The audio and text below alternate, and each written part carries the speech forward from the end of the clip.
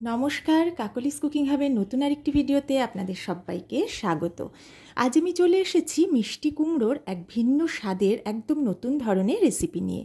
বাড়িতে কোনো অতিথি এলে তাদের জন্য বা নিজেদের জন্য যেমন বানিয়ে নিতে পারেন খুব সহজেই, তেমনই ঠাকুরের পুজোতে ভোগ প্রসাদ হিসেবে এটা নিজে হাতে বানিয়ে দিতে পারেন। তাহলে চলুন দেখতে থাকুন। আমি গ্যাসে একটা কড়া বসিয়ে দিয়েছি। কড়াতে আমি নিয়ে নিচ্ছি 500 ml দুধ। দুধটা আমি আগে ফুটিয়ে রেখেছিলাম, আবারও আমি এটাকে ফুটতে দেব। আমি একটু নেড়ে চেড়ে নিচ্ছি, তারপরে মিডিয়াম ফ্লেমে এটা আমি গ্যাসে বসিয়ে রাখবো যতক্ষণ না এটা ফুটে ওঠে। আমি এখানে ফুল ফ্যাট মিল্ক নিয়েছি। কিছুক্ষণ পরই দুধটা কিন্তু খুব ভালো ফুটতে শুরু করেছে। আমি এবার গ্যাসের ফ্লেমটা লো করে দিলাম, দিয়ে ভালো করে একটু মিশিয়ে নিচ্ছি। এবার আমি দুধের মধ্যে দিয়ে দিচ্ছি মিষ্টি কুমড়ো। আমি 500 গ্রাম মিষ্টি কুমড়ো ভালো করে খোসা ছাড়িয়ে ধুয়ে পরিষ্কার করে যেভাবে দেখতে পাচ্ছেন এইভাবেই পাতলা পাতলা করে স্লাইস করে কেটে নিয়েছি। প্রত্যেকটা স্লাইস আমি এবার এক এক করে দুধের মধ্যে দিয়ে দিচ্ছি। আপনারা চাইলে আরেকটু ছোট করেও এটা কাটতে পারেন। সব কুমড়ো স্লাইসগুলো আমি দুধের মধ্যে দিয়ে দিয়েছি। প্রথমে গ্যাসের ফ্লেমটা হাইতে করে দিয়ে আমি প্রথমে ফুটতে দেব, তারপরে যখন ফুটে উঠবে গ্যাসের ফ্লেম লো করে দিয়ে ঢাকা দিয়ে রেখে দেব যতক্ষণ পর্যন্ত না কুমড়োগুলো ভালোভাবে সেদ্ধ হয়ে যায়। প্রায় 10 মিনিট পরে আমি ঢাকাটা তুলে নিচ্ছি। মাঝে দুবার ঢাকা তুলে আমি নেড়ে একটু উল্টে পাল্টে দিয়েছিলাম আর দেখে নিয়েছি যে দুধটা তলায় লেগে যাচ্ছে কিনা। কুমড়োটা কিন্তু আমার 90% সেদ্ধ হয়েই গেছে। আমি এবার স্প্যাচুলা দিয়ে একটু কেটে কেটে দিচ্ছি, একটু মিশিয়ে দিচ্ছি। ভালো করে এইভাবে প্রথমে কিন্তু মিশিয়ে দিতে হবে সেদ্ধ একটু হয়ে যাওয়ার পরে। যারা প্রথম থেকে আমার ভিডিওটা দেখতে শুরু করেছেন তাদের সবাইকে আমার অনেক অনেক ভালোবাসা, অনেক ধন্যবাদ আমার সাথে থাকার জন্য। আশা করি সবাই শেষ পর্যন্ত আমার সাথেই থাকবেন। এবারে আমি আবারও ঢেকে লো ফ্লেমে 2 মিনিট মতো একটু রেখে দেব। 2 থেকে 3 মিনিট পরে আমি ঢাকাটা তুলে নিলাম, একটু নেড়ে নিলাম আর দেখে নিচ্ছি কুমড়োগুলো পুরোপুরি সেদ্ধ হয়ে গেছে, সেদ্ধ হয়ে বেশ নরম হয়ে গেছে। কিন্তু যেহেতু একটু গোটা গোটা আছে, আমি একটা স্ম্যাশার নিয়ে নিলাম, নিয়ে হালকা হাতে প্রেস করে করে আমি স্ম্যাশ করে নিচ্ছি। আপনারা যে কোনো বাটি বা গ্লাস দিয়েও এটা খুব সহজে করতে পারেন, কোনো অসুবিধা হবে না।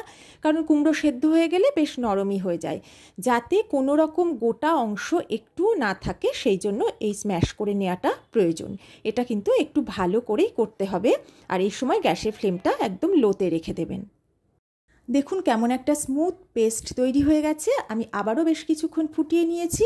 এই সময় গ্যাসের ফ্লেমটা একদম লোতে রাখতে হবে আর একটু সময় পর পর কিন্তু নেড়ে দিতে হবে, তা না হলে তলায় লেগে যেতে পারে। এবারে আমি এর মধ্যে দিয়ে দিলাম হাফ কাপের থেকে একটু বেশি চিনি। চিনিটা দিয়ে আমি মিশিয়ে নিচ্ছি। চিনিটা দেওয়াতে কিন্তু অনেকটাই জল ছেড়ে দেবে, সেই জন্য আমাকে আবারও বেশ কিছুক্ষণ লো ফ্লেমে এটাকে সমানেই নেড়ে চেড়ে নিতে হবে যতক্ষণ না এটা বেশ খানিকটা শুকিয়ে আসে। আবারও বেশ কিছুটা সময় নিয়ে নেড়েচেড়ে লো ফ্লেমে আমি এটাকে শুকিয়ে নিলাম। রসটা কিন্তু একেবারেই প্রায় কমে এসেছে।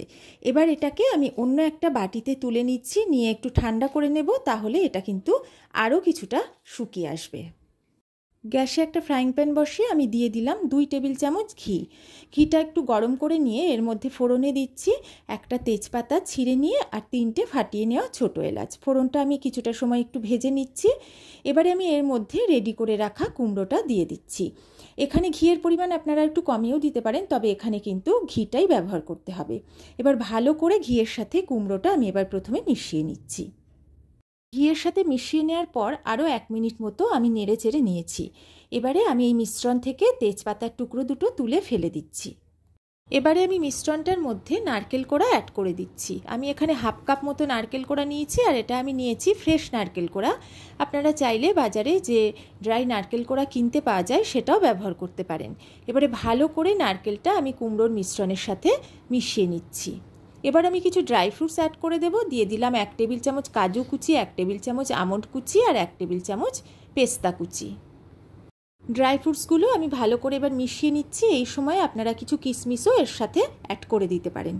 এবারে ভালো করে বেশ কিছুটা সময় নিয়ে আবারও লো ফ্লেমে আমি এটাকে নেড়ে চেড়ে নেব, যাতে আরও কিছুটা এটা শুকিয়ে আসে। আবারও মিনিট খানেক আমি নেড়ে চেড়ে নিয়েছি, তাতেই কিন্তু এটা আরও বেশ কিছুটা শুকিয়ে এসেছে। এটা এমনভাবে শুকিয়ে ফেলতে হবে যেন এর মধ্যে একটা পাক চলে আসে। এবারে আমি এর মধ্যে অ্যাড করে দেব হাফ কাপ মতো গুঁড়ো দুধ। গুঁড়ো দুধটা দিয়ে বেশ ভালো করে মিশিয়ে নিতে হবে যাতে কোনো দলা অংশ না থাকে। আমি প্রথমে এই কুমড়োতে অ্যাড করেছিলাম হাফ কাপ চিনি, আর এখন আমি গুঁড়ো দুধ অ্যাড করলাম। চিনিটা কিন্তু প্রথমে কখনোই খুব বেশি অ্যাড করে দেবেন না, তাহলে খুব মিষ্টি হয়ে গেলে এটা খেতে ভালো লাগবে না। এবার টেস্টটা ব্যালেন্স করার জন্য আমি হাফ চা চামচ মতো লবণ দিয়ে দিলাম। এবার ভালো করে সব কিছু মিশিয়ে নিলাম। দেখুন একটা মণ্ড তৈরি হয়ে গেছে, ঠিক এরকমই হবে মিশ্রণটা। এবারে আমি চারিদিকে একটু পাতিয়ে দিচ্ছি, দিয়ে এর উপরে আমি এবার ছড়িয়ে দেব 1 চা চামচ মতো ছোটো এলাচের গুঁড়ো। এবার ভালো করে একটু মিশিয়ে নিলাম। এটা আমার কিন্তু একদম রেডি, এই স্টেপটাও একদম কমপ্লিট। এবারে আমি গ্যাসের ফ্লেমটা অফ করে দিয়ে এটাকে একটু চারিদিকে পাতিয়ে দিয়ে এইভাবে রেখে একটু ঠান্ডা করে নেব। মিশ্রণটা একদম ঠান্ডা হয়ে যাওয়ার পরে আমি হাতে এটাকে একটু মেখে নিলাম। এবারে এই মিশ্রণ থেকে অল্প কিছুটা করে হাতে নিয়ে আমি এটাকে হাতে গোল করে নিচ্ছি। আপনারা আরও একটু ছোটো সাইজ করতে পারেন বা একটু বড় করতে পারেন। আমি নর্মাল যে সাইজটা হয় সেই সাইজেরই লাড্ডু তৈরি করে নিচ্ছি।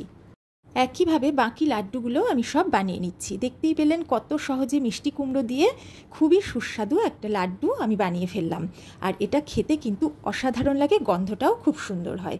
এক্ষেত্রে একটা কথা বলি, লাড্ডু বানানোর সময় যে কুমড়োটা ব্যবহার করবেন সেটা যেন অবশ্যই পুরুষ্ট আর লাল টকটকে কুমড়ো হয়, তাহলেই কিন্তু লাড্ডুটা খেতে বেশি ভালো লাগবে। সব লাড্ডুগুলো আমি বানিয়ে নিয়েছি। এবার কিছু ড্রাই ফ্রুটস দিয়ে আমি এটাকে একটু গার্নিশ করে দিচ্ছি। কাউকে বলে না দিলে এটা কিন্তু খেয়ে কেউ বুঝতেই পারবে না যে এটা মিষ্টি কুমড়ো দিয়ে বানানো হয়েছে। অবশ্যই আমার মতো করে একবার বাড়িতে বানিয়ে খেয়ে দেখবেন। আশা করি এর স্বাদ কিন্তু আপনারা ভুলতে পারবেন না। যদি আমার রেসিপিটা আপনাদের ভালো লাগে, যদি এখনও আমার চ্যানেলটা সাবস্ক্রাইব করে না থাকেন, তাহলে অবশ্যই আমার চ্যানেলটা সাবস্ক্রাইব করে আমার পাশে থাকবেন আর বেল আইকনটাও অবশ্যই প্রেস করে রাখবেন। তাহলে আজকের এই মিষ্টি মুখটা আপনাদের কেমন লাগলো আমাকে জানাতে কিন্তু একদম ভুলবেন না। আমার ভিডিওটা যদি ভালো লাগে একটা লাইক কমেন্ট করে দেবেন, আর যদি একটু বেশি ভালো লাগে তাহলে শেয়ার করে দেবেন। তাহলে আজকের মতো বিদায় নিচ্ছি। সবাই ভালো থাকবেন, সুস্থ থাকবেন।